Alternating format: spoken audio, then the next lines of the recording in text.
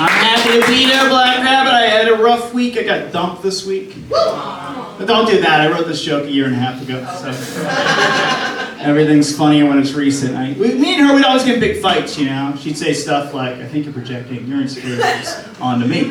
And I'd be like, no, you have a small penis. No. You guys get this fight? So, okay, all right. She said that she thought I was going to be more of like an alpha male. And that made me cry. So, point her, I guess. I can't be an alpha male, dude. I need people to like me so bad, it's embarrassing. I'll do anything you want if you compliment me. I'll let a telemarketer give me their whole pitch if they just call me big man. You know? On the phone. That's not good. That's not... But me, I don't know. It was fun. It was a good relationship. We didn't agree a lot politically. That was different. You know, I'm more of a liberal guy. She was very Republican. But it was good. We actually talked shit out. That was different. It's so rare to like talk shit out, you know. We would talk things out, and you know, she learned from me. There's like a liberal out there that's willing to hear her out, and not just assume she's a bigot and a racist. And I learned from her that there's a Trump supporter out there that's willing to suck my dick. So there's beauty on both sides, guys. We gotta talk to each other.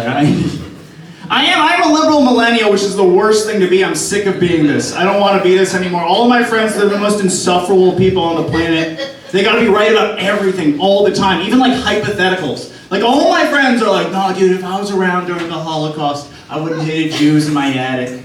If I was around during the Civil War, I would have hidden slaves in my basement. It's like, do you know how easy it is to say stuff like that when we both know you'll never own a house?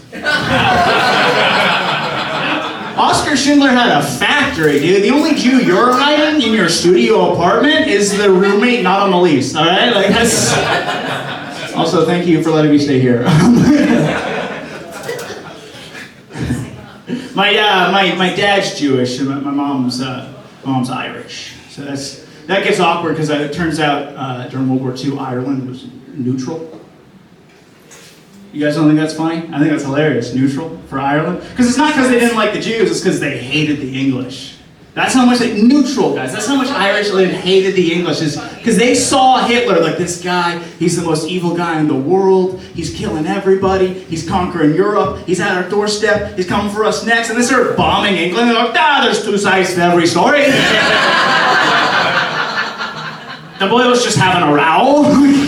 He's got 3 Reichs, we got 3 pints. But it's true, my mom's Irish, my dad's Jewish, which makes me, by Jewish law, not Jewish. It's got to be on your mom's side. You guys know that? Yeah, it's got to be on the mom's side. I've always hated that rule. It's not fair, you know? Because I talk to Jews, and they're like, you're the wrong half. And I talk to Nazis, and they're like, we round up. You got to round up and then round them up. That's their whole thing. My dad's Jewish, though. He's Jewish. He's also a teacher. He teaches woodshop. Makes him a Jewish carpenter, if you read the New Testament. All right, you didn't get that joke. You're going to hell with my Jew father. That's fine. My dad teaches woodshop. He's been teaching it for 35 years. And in that time, my dad has lost 3 fingers. Yeah. Don't worry, though. None of the fingers were his. So he's good at his job. I worry about my dad. I do. It's a frightening time to be a teacher. We have these horrible, awful school shootings, you know, and one solution people have thought of is to give every teacher a gun. And in my opinion, I don't think that'll solve the school shooter problem. I do think it'll solve every other problem teachers have. You kids want to put down those cell phones and listen up? If you don't keep yapping, you're up to me, I don't know, and can you, all right? Some annoying parent walks into my dad's office like, my son got a C, he deserves an A. It's like, I got a G-U-N, bitch, pff, let's go. And obviously, if we're gonna give teachers guns, it's only fair that we give substitute teachers knives. Because they deserve respect too, guys. They just gotta earn it a little harder, right? And obviously, if you're a substitute teacher with a knife and you fight a teacher with a gun and win, that's how you become a teacher. That's just math. That's just math I learned at gunpoint, you know? Like, dogs are cool. I have a dog. I love him very much. I have a dog. He's half pit bull, half Rottweiler. Yeah, people always freak out at that, but people always act like that's a crazy mix. They act like it's the dog version of when they put caffeine in Four Loko. You know what I mean? Like everyone's like, I thought Obama banned that mix. You know, like. But I hate that. I hate people's react to that because I'm here to educate you guys. You should not be scared of pit bulls and Rottweilers. All right? There's so much. Yeah, right. Any dog is capable of being aggressive, and any dog is capable of being very sweet and kind. Mine's aggressive. He will fuck you up, okay? He'll eat a baby. It's a problem. He barks at everything. It's bothering my neighbors and scaring the hoes. It's not good. My neighbor always brings it up. He always has solutions. He ran into me. He goes, I heard sometimes dogs feed off the energy of their owners. And I said,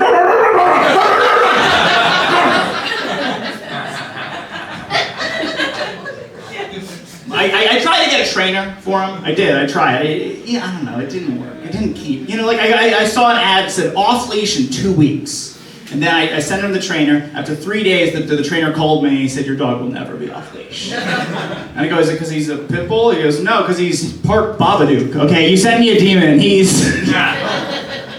My dog, he's not good with other dogs. That's his big problem. He's fine with people. He's not good with other dogs. Like he got kicked out of a doggy daycare once, which I'll defend. I'll defend my sweet boy. Okay, first of all, they shouldn't call them doggy daycares. That's a ridiculous. Because they're not finger painting at nap time. Okay, a doggy daycare is 3 20-year-olds making $17.75 an hour to run an animal fight club. Okay, that's what it is. And my dog got kicked out for being really good at doggy fight club. That's what it is. He got kicked out for winning, I think, Mama said knock you out, right? No, they were so sweet. They were so nice. They gave me so many chances with my dog. After one time they called me, they goes, your dog showed some concerning behavior. After another time, they called, they're like, okay, your dog, he's got to be on solo play now. He can't interact with the other dog. Yeah, they put him in solitary. They couldn't hack in the yard. Then they called me, like, hey, your dog jumped over the fence and ran after another dog. Then the final straw is they called him and they're like, hey, your dog brought a gun to school, okay? Luckily, the teachers are armed.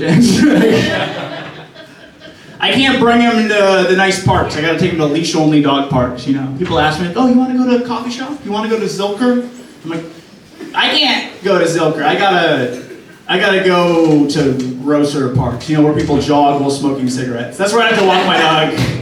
I walk my dog very strictly leash-only, but sometimes people will still have their dog off-leash, and that makes me nervous. And sometimes those dogs will run at my dog and I'll freak out. But luckily, what always happens is the owner of the other dog will yell out, don't worry, he's friendly. That calms me right down, right? Because now I know for sure my dog's about to win this fight. My dog's half pity, half Roddy, all Mikey Vicky. You know what I mean? He's a first-round draft pick, dude. My dog, he loves fighting other dogs. It's his favorite thing. Loves fighting other dogs. Second favorite thing to do, eating poop from other dogs. I know, it's awful, it's gross, I hate it. I still let him lick me in the face. I got it, I'm white. I got it, that's the rule. I hate it, it's so gross, I can tell he knows I hate it. I can tell. Because he only does it when I'm not looking. I'll look away and he'll snarf one up. It's so, I know, I hate it. I think that's part of the thrill. I think it's part of the thrill is he knows it pisses off daddy, He's like a gay Catholic in that way. And he used to eat his own poop, which is a great way to save money on dog food, but it's not good for them. But I solved that. You can solve that. This is true. If you ever have a dog that eats their own poop, this is what you can do. You can feed them pineapple. It's true. It works. Something that you feed them pineapple, something the juice and the enzymes changes the smell and taste of their poop. They don't want to eat it. I gave my dog pineapple for like 3 weeks. He stopped. He doesn't. I don't even have to do it anymore. The other problem is now he's eating all the other dogs' poop. And that's, like, I can't go around the neighborhood, like, feeding other dogs pineapple, telling everyone, feed your dog pineapple, put pineapple juice in the, I can't do that, because I don't know if you know what pineapple does to other things, but, like, I don't want to be known as the guy that, like, wants to eat dog cum, and